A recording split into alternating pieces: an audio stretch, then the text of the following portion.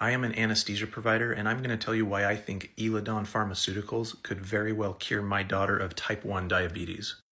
Did you know that Eledon has already cured 3 patients of type 1 diabetes? They don't wear an insulin pump anymore, they don't inject insulin anymore, they don't wear a continuous glucose monitor, and I'm actually going to be interviewing one of those patients later today, and that video will be put up on my page very shortly, so stay tuned for that. The way that Eledon is curing patients with type 1 diabetes is because they are testing out a new drug called Tegoprubart. The way it works is a patient with type 1 diabetes will get a new batch of islet cells that control blood sugar, and then Eledon's new drug Tegoprubart has been protecting those cells very well from autoimmune destruction. There are 2 huge things I want to point out here. Number 1, this new drug Tegoprubart has not been causing any side effects whatsoever compared to the standard drug used for islet cell transplant that has a whole list of side effects. It's called tacrolimus. It causes nephrotoxicity, neurotoxicity, insulin resistance, hypertension. It's a nasty, nasty drug. And on top of that, this new drug Tegoprubart is causing these beta cells that produce insulin to work 3 to 5 times more efficiently than tacrolimus. They just work way better. So tacrolimus is this nasty drug that has been used in other countries for decades to protect these islet cells. It doesn't do nearly as good a job as Tegoprubart does. This is really important. The way that tacrolimus affects your immune system is that it globally suppresses your immune system across the board. The way that Tegoprubart affects your immune system is it prevents T and B cell activation. So you could say it maybe dampens the immune system through one specific pathway, but you still have many other working pathways with your immune system, whereas tacrolimus globally suppresses all of those pathways. These 3 patients with type 1 diabetes that have been cured using this new drug Tegoprubart, none of them have experienced any significant side effects. And the one that I'm going to be interviewing actually celebrates 1 year of being cured of type 1 diabetes this month in August. How exciting is that? Right now, Eledon has immediate plans to dose 6 more patients with type 1 diabetes, and we should have data on some of them in the next few months. I can almost guarantee you that it's going to be very good data because they are 3 for 3 so far.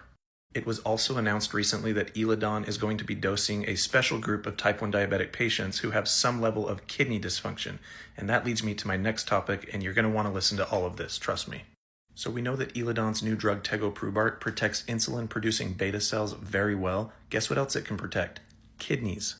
Eledon is in the middle of a really exciting trial called the Bestow study right now. They are dosing 120 patients total that are receiving a new kidney transplant. 60 of them will receive the new drug Tegoprubart. 60 of them will receive the old nasty drug that's been used for decades called tacrolimus. Did you know that every single year about 1,200 patients with type 1 diabetes will need a new kidney and about 4,500 type 2 diabetics will need a new kidney? So this is very applicable to the type 1 and type 2 diabetic community. Eledon just presented some very exciting data at the World Transplant Congress in San Francisco yesterday. Let me tell you what they shared with us. This data comes from about 30 patients in the trial, but it gives us a really good idea of what to expect from the larger numbers that are going to be released in November. The patients who got a new kidney and the kidney was being protected by Eledon's drug Tegoprubart, their average GFR was 68 compared to tacrolimus, which was 53. That's a GFR 15 points higher on average. That is very significant. They also used a new scoring metric called iBox that is a new predictor of how long these kidneys are going to last. GFR is 1 point of data in the iBox, but there's several points of data, and they predict that these kidneys have a greater than 96% chance of lasting 5 years. And I can tell you they're going to last much longer than 5 years with scores that good. The standard kidney transplant that's been going on for decades using the nasty drug tacrolimus, those only last about 10 years on average. And then patients have to get on the list again for a second or even a third kidney. Eledon's big goal is 1 kidney per patient per lifetime, and this data is showing that that is very likely to happen. They say that Tegoprubart continues to be well tolerated with no cases of death, graft loss, drug-related tremor, or new onset diabetes. This is very exciting, you guys. You may have noticed that Eledon's stock ELDN went down quite a bit yesterday. That's because of this data right here. I'm going to tell you why it's nothing to worry about. In fact, it just goes to show how incredibly amazing this drug Tegoprubart actually is. Eledon reported that there were 6 rejections that took place, but 75% of those patients, which is 4 out of 6, it's because this dose of ATG was not high enough right when they got their new kidney. This drug called ATG is very important, and it's given to someone right before they receive their new kidney. And what it does is it lowers the T cell count to a level where their new kidney will not be immediately rejected. You have to do that for new kidneys or they all get rejected. And in 4 of these cases, the dose just wasn't high enough: 3.6, 2.5, 2.8, and 3.1. Remember that this is a trial, and Eledon is learning which doses work best with Tegoprubart. Going forward, they are recommending to these transplant surgeons that are taking part in the trial to use 4.5 milligrams per kilogram of ATG to avoid this rejection. It's also important to note that rejection is just part of organ transplant in nature. Even the old nasty drug tacrolimus has a 10 to 15% rejection rate. And if you knock out these 4 cases here, that only leaves us with 2.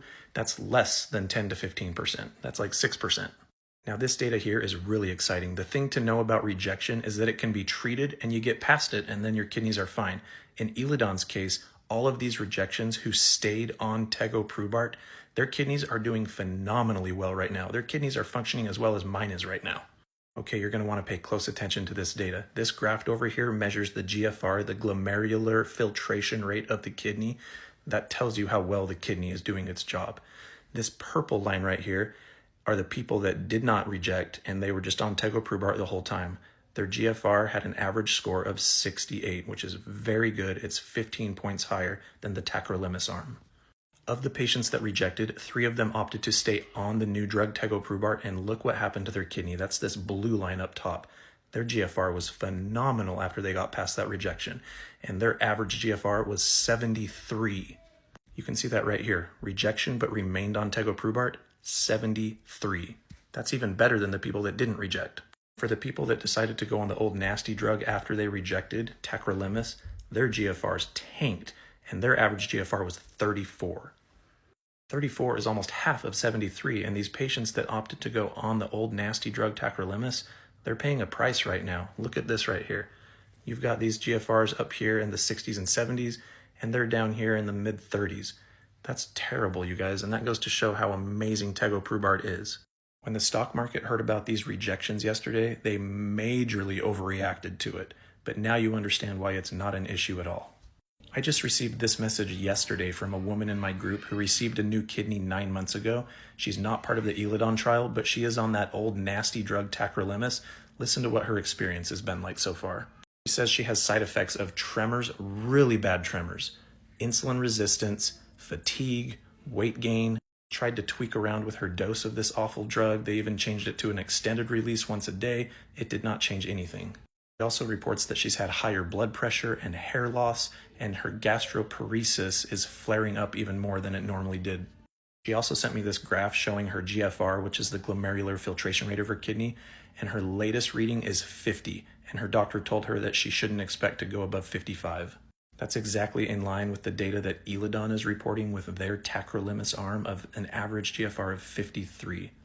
I told this woman about this very exciting trial, and she said, awesome, I will definitely be keeping up on it.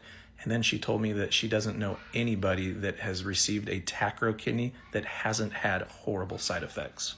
A really important point I want to make is that even if the GFRs were completely equal between tacro and tego, the fact that Tegoprubart does not have any of these nasty side effects is reason enough for people to be using that drug over the nasty tacro.